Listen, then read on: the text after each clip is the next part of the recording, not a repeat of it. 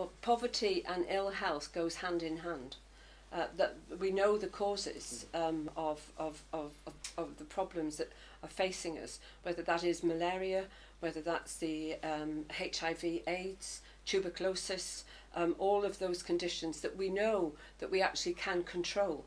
We know that our scientists are looking now at brain stem research, and in the UK is going to be one of the largest science centres to be forecast. But before we can do that, we actually have to stop mothers dying in childbirth. Thousands and thousands of women die every day in childbirth. They don't look forward to the occasion. They say goodbye to their families because they don't expect to live. We know that there are children and babies dying because their mother hasn't got milk.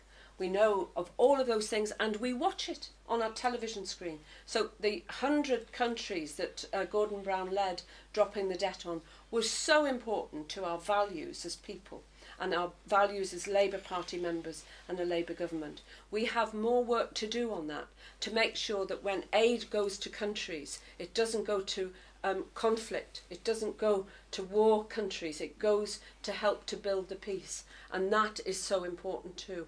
And again, back to education. Educating women, so important to educate the mother, to educate the girls. Because when that happens, when the woman is educated, when the girls are educated, you will find that the family and the home is a different home. And all of that work has been led by Gordon Brown. You know, my political life from the end of the colonialism of the 50s, the 60s, there was the anti-apartheid movement. Yeah. Then we were within the anti-apartheid movement. Then the abolition. If you start with the abolition of slavery and go right the way up to dropping the debt, it has been Labour governments that have led all of those initiatives, and it is a Labour government that will bring about the recognising the brilliance of the diversity, but also the complications that can bring. But the love and affection that we can have for our global citizens is part of what makes life worth living. Can I just a couple of brief points? Just very briefly. Only one question. 1997, Alan and Anne were chief guests at a very massive meeting on Kashmir, where nearly 40 members of the lower house and the upper house were there, and they say the British, when they left 47, they should have decided about Kashmir also. They left it to be the three wars between India and Pakistan, and it is a flashpoint. Unless the Kashmir issue is sorted out, there cannot be any peace in the South Asia. Very important, and that was the meeting attended by. What I'm trying to say is Labour Party, I hope when this Labour Party comes into power again, they will sort out this. The 90,000 Kashmiris have been butchered in the last few years because they got what equality are we talking? Those people were promised plebiscite, that they will be given a right to whether to be India or Pakistan. And now, what's happening to them? So my appeal to this, my friends are, please revisit that pledge which the Britishers made to the people of subcontinent, and hopefully we should be able to do something about the Kashmir. Very good point. My other question is you will appreciate, your NHS, since the days of Bevan, is celebrated all over the world. Do you have in your mind some plan just to help Pakistan or other less fortunate countries in building a prototype or something of this kind? Yes.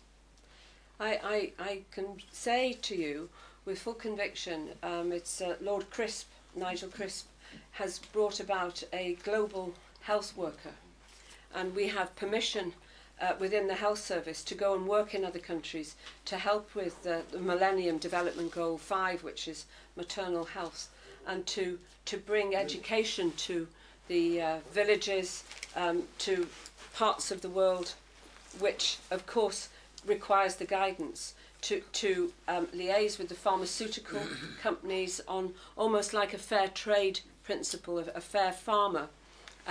Some of the global pharmaceutical companies are in my constituency. GlaxoSmithKline, their chief executive there, Andrew Whitty, did an amazing speech at Harvard over a year ago of bringing the price of pharmaceuticals down. I know that that's why our health service is so important, that we keep the investment in it, because when other countries that don't have a health service would look to us to be the example, Thank you. and I know that we can achieve that if we share the knowledge and expertise. May I divert just slightly on this and say, from a global perspective, in a maybe more family way, that I was asked by this man to open a new dental practice when I was in the health department, and I said of course I would. I said of course I would, and my diary secretary asked me an hour, West London, and I said no, 2 hours, because it's Dr. Gowrie, because he's bound to have something to eat. Can I tell you that it was not long enough, because the dental practice he wanted me to open was not in West London, it was in Islamabad. Oh. Therefore, See, look at this love for my couple of hours that I'd set aside was not sufficient, and he then informed the entire Department of Health that I needed probably a couple of months. So I don't know whether we can go off and do that one day. Why not? Maybe we can. Maybe we can. Now I want my two very ace friends and very senior friends, comrades in journalism. One is from the United States of America, from Obama's land, and the other is from the radio, which reaches many more people, you know, than the television. And they would be now posing you a question, you know. Thank you very much. First of all, I want to thank you for being here at Dr. Gowrie Saab's house. It's my privilege to welcome you and to wish you and to pray for you for your success, so we can celebrate together like we're talking today. It's a very casual, but first of all I want to introduce, which should be done initially to start with. This meeting is organized by your well-wisher. On top of it, I would like to say, Mr. Amanullah, I just want to tell Mr. Amanullah's things, that what he is, he's not a journalist, he's not a writer, he's an activist. And he has done a great job for the campaign of my late Zulfikar Ali Bhutto. Yeah. Beside him, beside his skill, analysis, and things what he thought about today's function, it's all his effort. Yeah. So I appeal to those people who are watching this program, that this effort by Mr. Amanullah and my mentor, who's also a great lover of Zulfikar Ali Bhutto, initial member, my Peer Sahab, Akhtar Pirzada Sahab. I'm here because of him, because of Ashik Sahab, Dr. Gowrie Sahab. We are very grateful to Dr. And for Amanullah. And I'm praying. It's an act of nobility, sir. You welcome. I'm praying for and for you, but more than you, I'm planning to appeal and to pray for Ellen. Yeah. Because Ellen looks like a great body, and we can have a friendly relation more often. Yeah. As a lady, we have to respect you, especially because we are from Eastern culture.